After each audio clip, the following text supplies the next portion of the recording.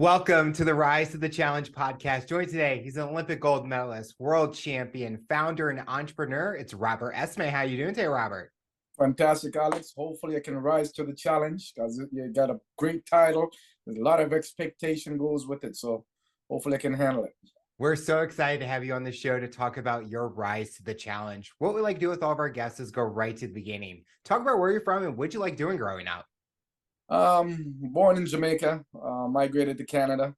I enjoy playing multiple sports, taekwondo background. My mom did martial arts, my dad did martial arts, my sister did martial arts, and I thought I was the Black Bruce Lee. Woo! I had all the moves. I used to watch some of them old school kung fu. I enjoy a lot of Shaolin Temple. Thought I was a ninja one time, overall, I was just fascinated, and especially Bruce Lee. When he punches, you hear that little snap at the end, right? That's speed. So I'm like, oh, that excites me that when I kick and punch, they get a little snap at the end. But overall, I had a wonderful upbringing, and then moved to Sudbury, Ontario. So I left Jamaica in April '84, plus 26 degree. I had my beautiful three-piece suit on, nice big afro, like my bald head now. You know, I look like Arnold from Different Strokes back then. Little chubby cheek and cute, and everybody loved to pinch my cheeks. Then I came to Canada and it was minus 26. No. Not good. I was like, where did they land me here? What's going on? What's all this stuff here? Why is it so cold here? Right? And I'm like, where's the black people? There's no black people here. Right? But overall, it was a culture shock. But, you know, the people in the city, they opened their arms with beautiful hearts and try to warm me up. Inside it's warm, but outside I'm still cold, even now. But other than that, no, it was a wonderful upbringing. You talked about how your whole family got into martial arts. Was that kind of the goal, was to everyone get involved in martial arts in some way? Or did you feel like you wish that you kind of didn't go in that route and tried something different? No, I enjoyed it. You wanted everyone to be able to defend themselves. Mm-hmm. So it was the purpose is to defend yourself if you're ever in a situation and you need to protect yourself and protect your family. You should have at least some skills, and they're called those are life skills. So, but I ended up becoming very good at it. I was skipping belts. I was focused. I was passionate because why? I wanted to be the next Bruce Lee. I didn't see a black Bruce Lee out there, so I wanted to be like Bruce Lee. But I dabbled in other sports. I tried swimming, didn't work. I couldn't float. With the school team, the football team didn't win anything, and I'm like, how about you give me $100 per touchdown? The coach looked at me and said, are you an idiot? Get out of here. So that didn't work out. Basketball, I had some raw talents. I was shooting half courts, and the coach was like, are you crazy? What are you doing half court shots for? I'm like, I can make it. No, you're not shooting a half court. This is my team. I'm like, well, we can't get along, so it ain't gonna work either. So, and then I left, and now look what happened. Steph Curry. Half court is a piece of cake. I could have been ahead of that, right? So yeah, I just had to find something that I could do individually where I control the narrative. And that's when the track and the passion grew for track. Was that always something that was in you, that kind of individuality where you kind of wanted that control with anything you did, not just sports in specific, but in just life in general? I think so. As I look back in the years and my personality, and you know, I don't like people to hit me. So as a martial artist, I have to make sure I hit first, right? So, or protect and then hit, because I don't like certain things. And to be able to control that narrative, I have to be in control of it. So I guess it just gravitated towards, you know what, I'm going to have to find something that I can put the work in. I can't rely on someone as judge or someone liking me or not liking me. I don't want to be based and be judged on that ability. I want to be judged on my own personal ability and the hard work.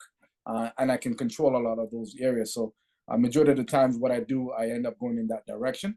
Unless I can find the right team that complement my personality, then we can have a great relationship and build things together.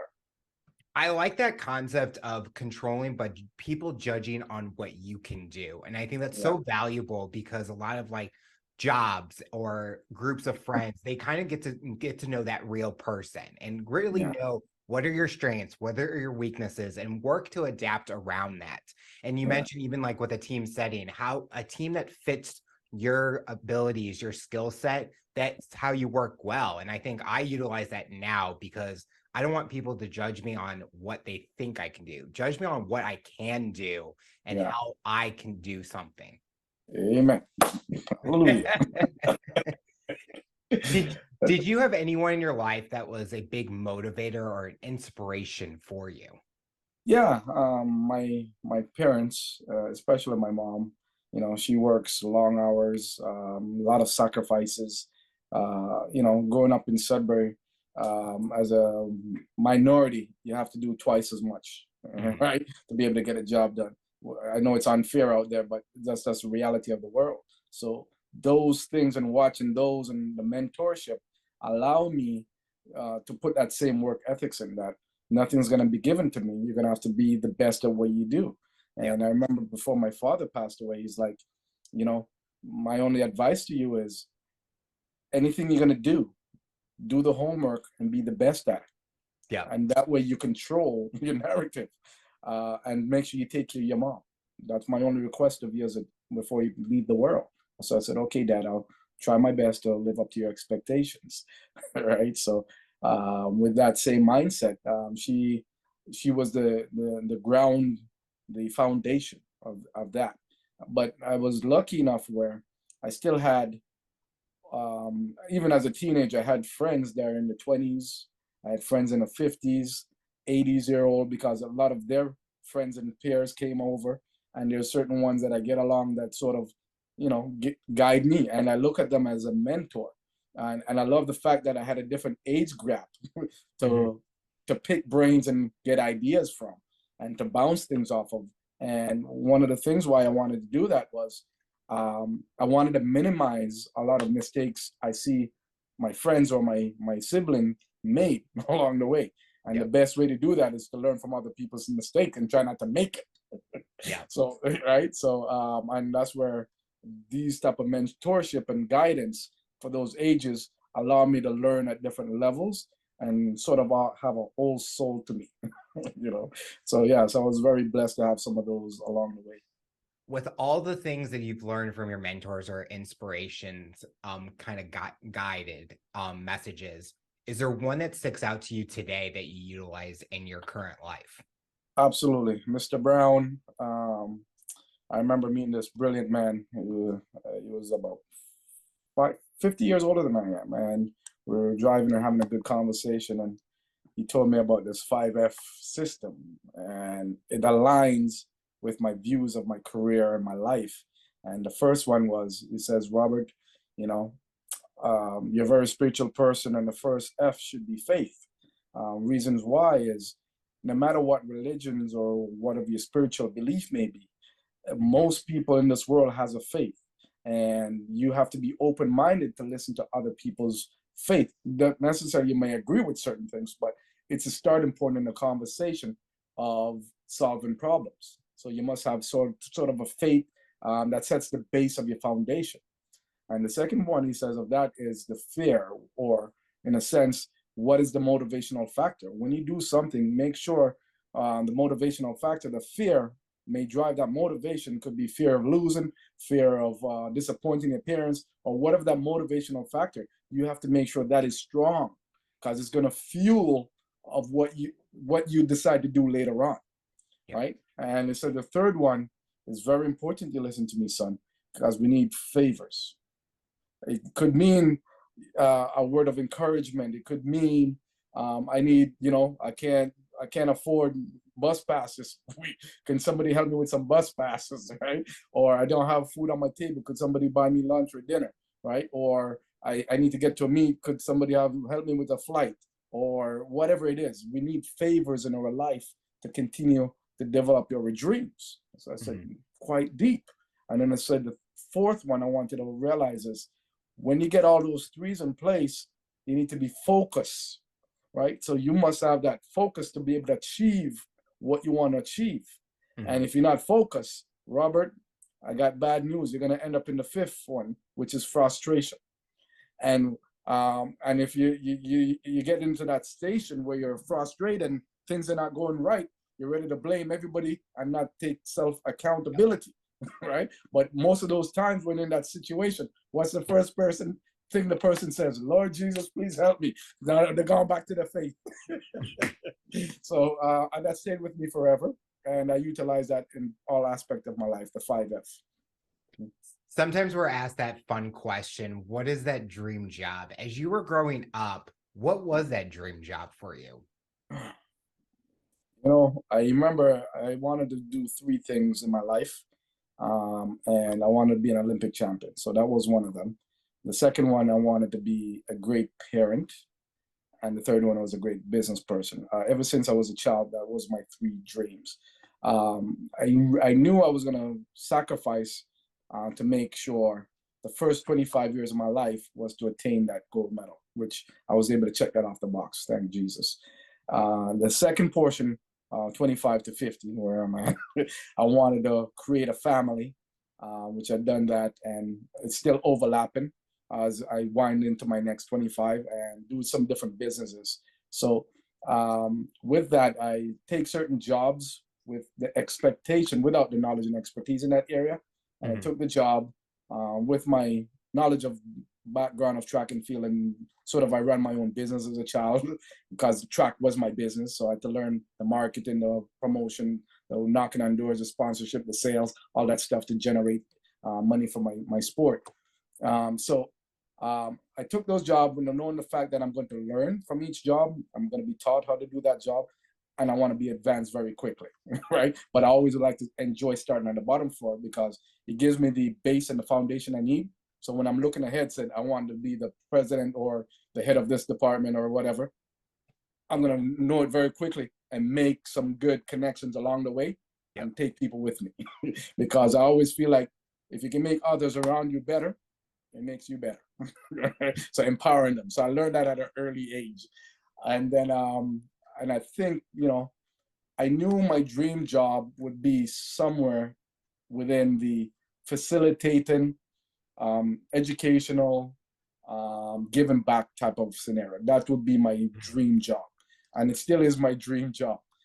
As I get into my last of my 25 years, and everything that I do always come back to educating, right? And helping and teaching. So I might end up in the educational space because I feel like I have something to give back to those areas. And that's where we came in with Critiq as well, is to continue that part of my process is I want to leave a legacy and educate people, and they can learn in different aspects. And that's where we fell in love with and formed Critiq, a feedback platform to help others get better. But you know, I'd like to do more motivational talks, workshops, educating. As long as it's in that space of facilitating, educating, it's right to my core of my DNA. Talk about, you mentioned the first 25 years, the goal was to be an Olympic champion. Talk about the grind to get to the Olympic stage.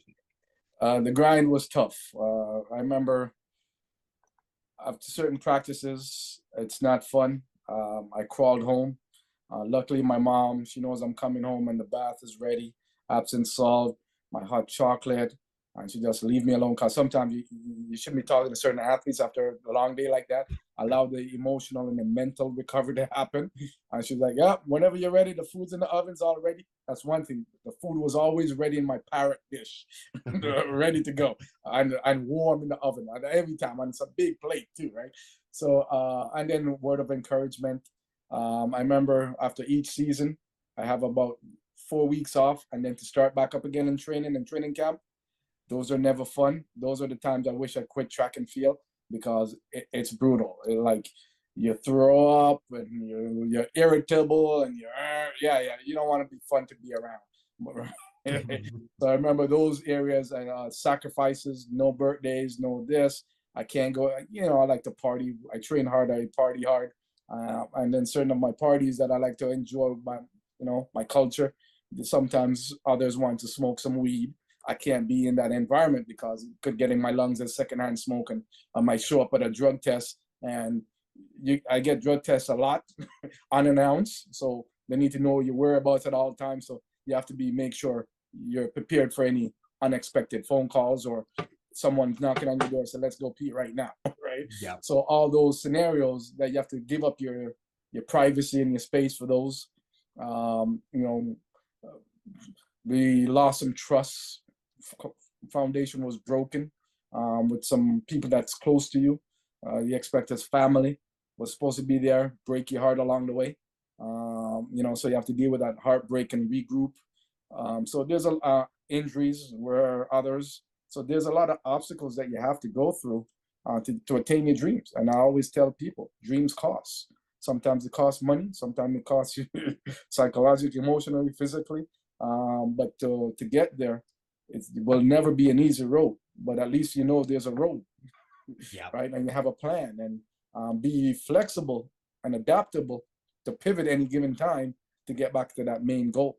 But yes, those are some of the sacrifices and commitment and dedication they got to put in and the grind. When you finally made it to the Olympics, what was going through your mind? Like, what did that feeling feel like stepping out on the field or at the track the first time? So for me, I would say we went through all the dramas, and it was announced that I was going to run the race. I was blessed, felt humble, but also deep down I was pissed off as well, because the stuff that I went through should have never happened that they put me through, right? So, but I had to put that on a shelf and be focused of, it took 6 years to work to get here to win a gold medal. Mm-hmm. Don't allow that to creep into my mental state for what I was here to do and the purpose I was here to create. And I remember when they talk about, you know, fame and stuff like that, they said it's 15-second fame or 15 minutes of fame. I never agreed to that number. And I remember I said, I'm going to erase it because numbers are meant to be erased, right? I could use a whiteout or a pencil or a pen and just erase it. I said, I want at least a good 24 hours of fame, right? That's what I commit to myself. And how am I going to do that? And I decided I wanted to create something that going to shape the world and is going to have people talking. I knew there's an audience of at least 6 billion people is going to watch. So how am I going to captivate those people? How am I going to show them the work that I've put together over those years? Because they're only going to see the finished project, right? Yeah. Of the actual race. How are they going to see all of that at that moment? So I'm thinking this is like my Oscar, right? My mom flying in, she's in the stadium. The surrounding, everything was ready to go. Everything that I envisioned is ready to go. So I remember I was walking through the tunnel, and I had a dream the night before because I lost my father, my grandmother, a dear friend. So people that I really loved, I cared about, passed away, and I didn't have an opportunity to dream about them. And the night before, I dreamt about them, and they're like, yeah, I'm gonna be in the stadium, all right? And I'm like, how are you gonna be in the stadium? Y'all dead. Right? And the bomb went off in Atlanta. And then I got somebody knock on my door, woke me up. So I didn't get to finish that piece. So I'm like, how am I going to know they're there? So as I was going through the dugout, I think it was like 26 degrees, and my whole body froze.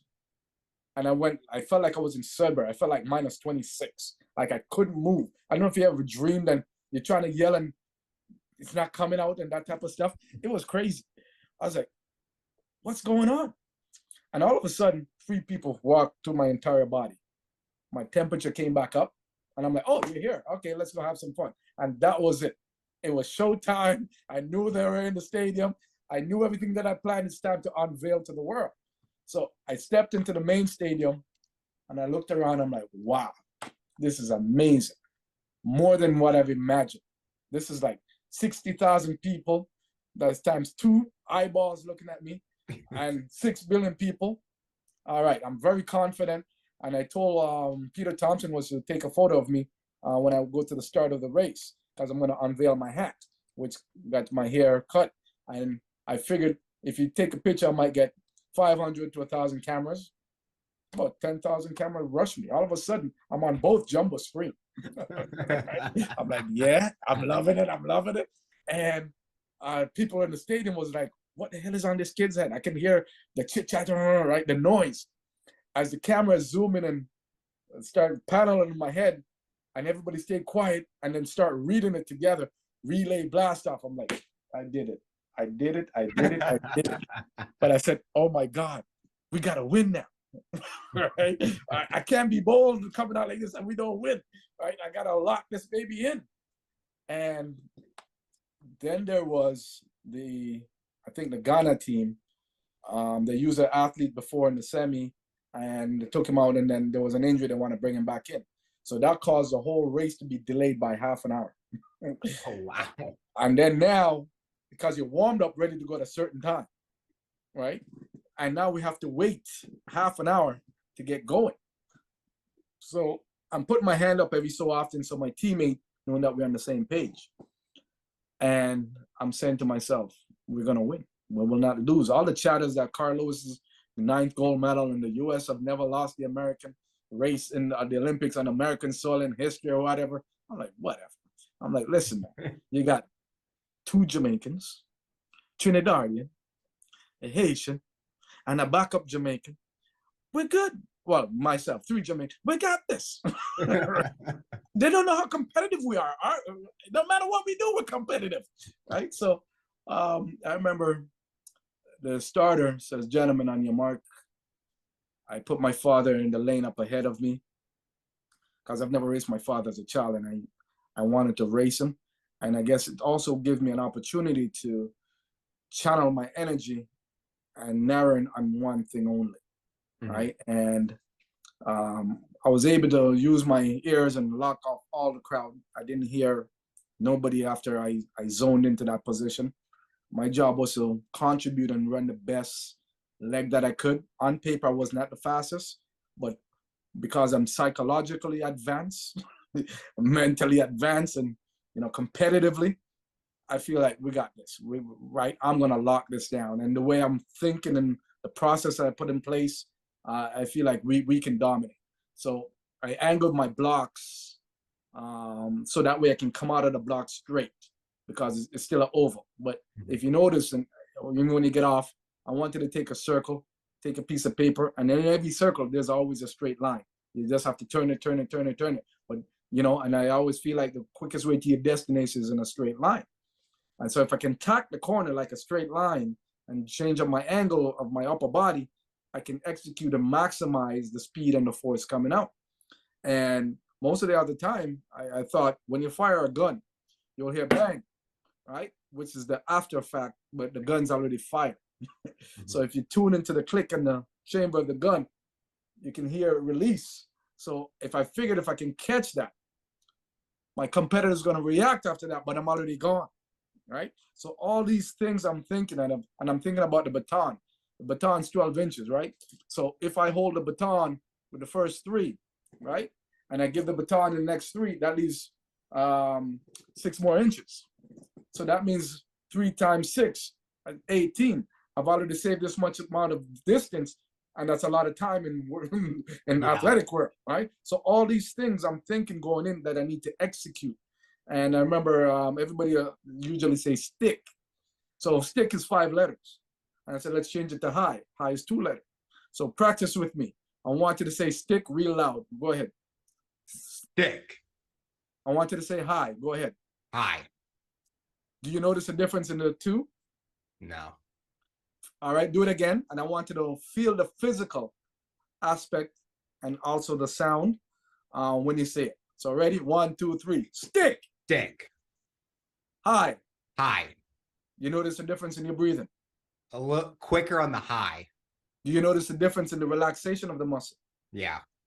Right? So stick takes up a lot of the diaphragm and pushing. Now you have 7, I call them other competitors, probably trying to say the same thing. Stick! Now brings it to the movie Lost in Translation. You're going to lose things. You got 60,000 people screaming. You got 7 other people saying the same stupid things. So we differentiate our stuff. Stick is 5 letters, high is 2. I've just saved you 0.003 of a second on each. Save you X amount on the stick passing, and I save you some time leaving the blocks, right? So I figured if I put them all together, we should get a lead going on. So the starter, I remember, says, gentlemen, On your marks. I remember shaking my legs and everything.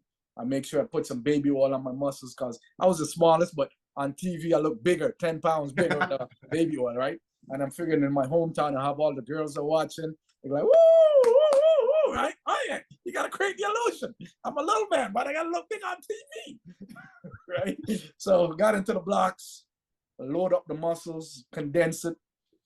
And the starter says, set. Everybody stood up in a set position. I came up last because I need to control the narrative. If I come up early, I'm gonna have to wait longer. If I come up last, the camera's on me. And the starter has to wait on me. Right? I wait less. Oh yeah. All planned out. Boom! The gun went. Came flying out the blocks, my friend. I'm focusing on passing my father after the first, I think, 20 meters into it. Pull up on my dad. I look ahead. I see Glenroy now. Take off. Matching my rhythm.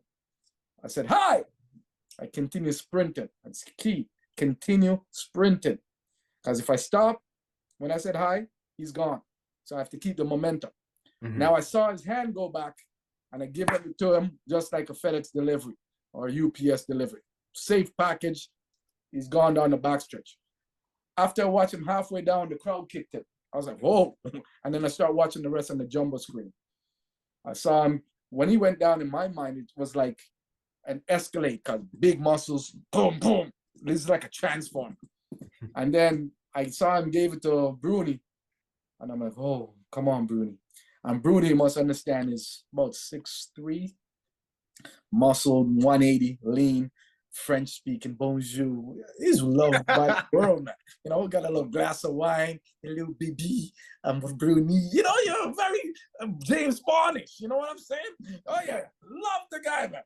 Boom, he comes flying around the backstretch, and then his teeth was just gripping, like the wind is ripping his jaw, right? And he's got the lion tattoo on him and everything. On the back leg, ankle leg, we had Donovan Bailey, the world record holder. It was over, folks. I'm telling you, his legs was long, remind me of a 50-foot stretch limousine when he's just unleashing it and gripping the track. 20 meters out, I saw him put his hand up in victory. I was like, we did it. I'm blast off. Right? And ever since that day, I'm like, it's not 15 seconds of fame. It's going to be a lifetime of fame. So, yeah, you know, but it was wild. Everything that I envisioned up to that point, it executed with one exception. I thought I was going to get the gold medal in the 100-meter because I predicted the world record 6 years before. That was the time that was going to run, and I thought it was going to be me. So, yes, I'm disappointed it's not me, but I'm also happy that another Canadian / Jamaican did it. But, yeah. After that Olympics, did you feel that you had nothing left to accomplish, or did you want to continue after Olympics and still going and racing, because that was in your blood? You're an athlete, and athletes like to continue, or they feel that was the end, they accomplished what they wanted to do? No, I changed up my goals, and I wanted a world record in my name. I was at the right age. I figured, okay, I need to gain another 10 more pounds, because once again, I'm the smallest one there. The girls are bigger than I am, right? I was compact. I was like a golf ball. I was able to bounce, but I need that a little extra because when I leave the blocks, what I've realized through those years, every time I leave the blocks from 0 to 30, I'm always at a world record pace. It's what happened after that. And that's a piece I wanted to figure out to lock that world record in, right? And unfortunately, we prepared for 2000 Olympics in Sydney, and that's where I wanted to break the world record. But I ended up with some injuries. Even 97, I was on par to go hit it. I was ranked 6th in the world going in before I hurt myself. And I was so devastated because every indication told me I probably could have been one of the first men to run 969, because I was doing them in practice, right? I was running some unbelievable time in practice, and I needed a race to put it all together to show the rest of the world. So that was a heartbreak, and ever since then, always injury. So to me, you know, I feel like maybe one day I will coach someone to break that world record. But I'd probably do a master race maybe over the next 5 years and still have a world record in my name. But overall, I wanted the big stage in my primest time. But I'm happy to be a coach and help someone break a world record. As an athlete who has been on the biggest stage of them all, what has it been that taught you the most about yourself? I think the biggest thing is the resilience and the ability to work hard, right? And grind, but also knowing the lessons that I learned from it is in the team aspect, you can be a leader, but the ability to empower is even greater and influence others to get better. That way, it allows you to even shine more, in a sense. So I've always surrounded myself to be in a situation, how can I make someone better and empower them? And that gives me the reward that I help this person to succeed into another level. And I've always, that's part of my DNA, right? Is that, yes, I move a lot of the spotlight away from myself because past the 25 years, my first 25, I have to be more selfish to be able to accomplish what I needed. But now that I move after that 25, and especially in my 30s and onwards, is how can I make someone else better and empower someone else to be better? And it also allows me to continue to learn and grow and stay youthful in the game. So those are some of the life lessons that I've taken with me and that I've enjoyed. So after your journey with track and field, you talked about you still are in coaching and you created your own business, which overall the theme of the conversation we've had is how you like to have that control, that individual aspect in things. Being an entrepreneur, did that continue that kind of mindset that you enjoy with creating your company and being involved in that way? Absolutely. Set up Air Blast Off sports training. So I wanted to help be a resource to athletes, school programs, clubs, be the middle person that understand the value of multi-sport and to help them attain closer to their dreams. And we know in majority of all sport, speed is a huge component of that.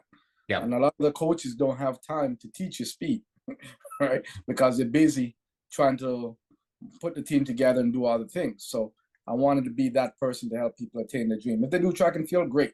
But the purpose is not necessarily to be track and field, to deal with all sport, from long distance to short distance to agility, and be that main person who can understand the biomechanics and help them attain their goals by conditioning it, add speed, muscle endurance, speed endurance, flexibility, mindset, wrap that all up and then transfer and give them the tools to go fly and be a superstars in their love of sport, right? So track becomes the base sport for them.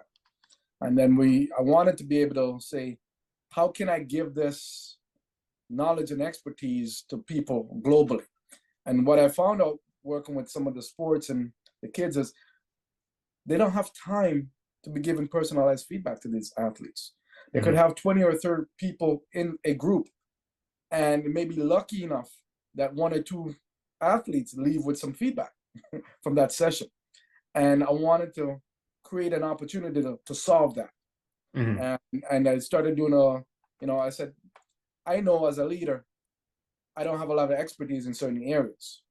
So I was fortunate that around my city, I have some of the best in the business. So we partner up with Bernie on the tech side. He's built tech companies before and exit. Nico, same thing. Built tech companies, they've exited. Lisa, our COO, been in the financial space with big companies. So overall, I figured let's put a team around me, a winning team who's got experience and knowledge, and I bring the customer passion and talent over to combine. If we all can come together for the common goal of helping people and giving feedback, we're in the right direction. And we wanted something powerful that we can leave as a legacy and our knowledge and expertise to help others.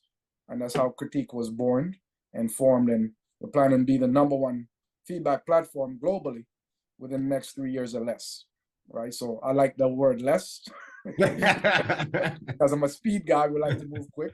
Yeah. But overall, it's been phenomenal developing it. Everything is now ready to go. People are who has a good audience is now going to their own audience. We've seen multiple repeats with people coming back to learn. We've got over 25 categories that works, from business to chef to sports to resume writing to pitch decks to graphics to podcasts to journal. People want to learn, and I found that within the space, people don't, especially this generation, they don't want to read books anymore. They don't want to do the work that we did. They want to cut out all that piece and go straight to learning. So, and I've realized there's a lot of knowledge sitting around this world, you know, alive, not dead, because we know there's a lot of dead knowledge in the ground. But I want to use the one that's alive and feel like society don't find them valuable, but I find them valuable. Mm-hmm. Others find them valuable, but to give them an opportunity to share globally and yes, get paid to do what they love in the comfort of their home, right? Or in an Uber or whatever. So that's why we designed it and test it out and work with other experts. Says, hey, this is brilliant. And we got Tim Martins, Trae Young's shooting coach, NBA. The man's busy, got clients all over the NBA, but he said this is perfect for him because he does have 15 minutes a week. Mm-hmm. But guess what? He can help 4 or 5 other athletes globally, right? Yeah. And this athlete is like, oh, he's my coach too. I'm Trae Young Jr., right? So just that alone infect the whole world on a global level that this guy's coaching him, he's my coach, or he's just telling me, oh, I'm doing a good job here, or that means I can continue doing the same thing correct, or, oh, I didn't do this well. Imagine if I did that for 10,000 hours. Would have been wrong. I've been learning the wrong thing. So it can change the whole person's life just like that. And that's what we wanted to create.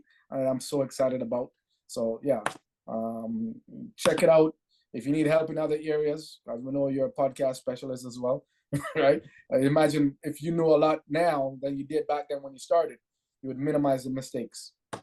I've been always that kind of person where I want to learn every single second. Like, I don't know everything. And I think that's what's so great about the technology and being able to connect and network with so many people. And it sounds like that's what you're doing. You're taking experts and people and giving them a platform to help as many people as they can. And I think that's so powerful because you talked about the people nowadays are learning things differently than generations or decades ago. And you are keeping up with the time to fit the needs of what people like to do nowadays. Absolutely. And, we created a wonderful marketplace. And I'm telling you, it was a challenging project to put together. A lot of people have tried and failed, but, and it's not even close to what we did. They'd only do one aspect of it. Hey, send me a video and we can talk about it. Like literally you go in, right? And the person upload the content and you break it down and you go full screen and you introduce yourself and it's like you're having a relationship there. Yeah. Then you go back out and you're looking at what they're doing and they're going and break it down and says, okay, I'm going to give you a demonstration what you should be doing and then wrap it up and give you feedback. There's nothing like that unheard of, a personalized critique of you, right? People going to learn from YouTube. People are going to read a book still. And we still want them to do that. But the fact that it's about you, that's your personal investment, is how can I get better? How can I improve? What am I doing? Or am I doing it right? Or a word of encouragement by someone who has done it, who's got the accolades and says, oh, this is brilliant. Imagine in the music industry, you can't get Drake, but you got Drake producer. Yeah. And you do your 1 minute or 2 minute song. You can say, the producer said, yo, DM me on the inside. I wanna sign you now, right? Before you blow up. The potential. And that person could be like in Africa somewhere, in a little neighborhood that say, hey, I got $100 to spend. Let me upload it and see what happens. Yeah. And you not only did you get a feedback, now you could potentially get a contract. That's how powerful the platform is, right? So yeah, it's amazing what we've created, and to know that this has an opportunity to be the #1 platform globally. When you think of feedback, you think of Critiq. It's phenomenal. It's phenomenal, man. And just to see the testimonial.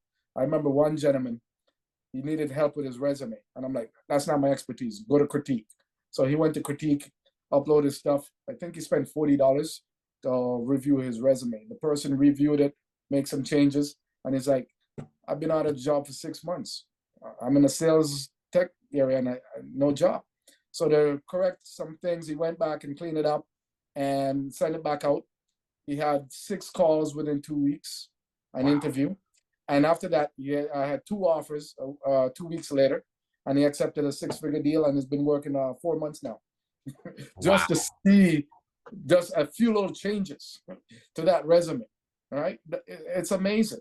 And the ability to do any content. Like now we built it where PDF, pictures, videos, audios, anything you can think of can be breaking down and Critiq and send right back to you. Unheard of. Something that we like to do with all of our guests is get to know the person a little bit more. As we've been on your journey, what does Robert like to do nowadays? If you're not working, you're not being an athlete, what do you like to do? I love music. And, you know, we said the last part of my journey, and I'm in a transition with business and a father. Those were 3 of my things: Olympic goal, businessman, and father.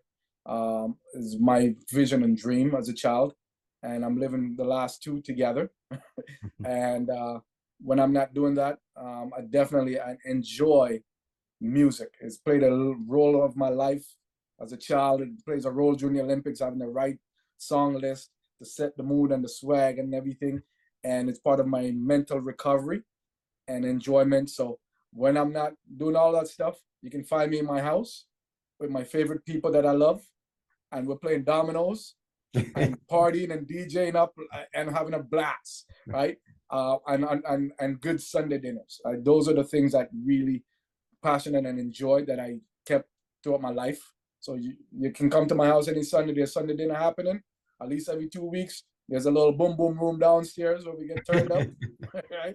And dominoes are slamming and trash talking happening, and the competitiveness on a different level. But yes, that's what keep me balanced and sane these days. The final question I'll ask you, for someone that's listening to this interview based on your journey and experience, what tips or advice would you give them to overcome obstacles, accomplish their goals, and rise to the challenge? Follow my 5F system and go after your dreams. It can happen anytime, anywhere. There's opportunities every day. Open your eyes, listen, be patient, and maximize that opportunity. It's never too late to go after your dreams. Never, ever, ever too late, right? And dreams come in all shapes, sizes, and colors, right? And if you need some help, I'm happy to help you. Log on to Critiq.com and let's get you better and go after your passions. Well, Robert, I want to thank you so much for coming on the show and talking about your rise to the challenge. You're inspiring so many people, and we are excited to see what the future looks like for you. I have a question to ask you. Did I pass the challenge? Did I do okay in your challenge? Oh, yeah. You continue to rise to the challenge. Thank you, my friend. I'm looking forward to coming to your neighborhood one day and come and enjoy a nice meal with you, my friend.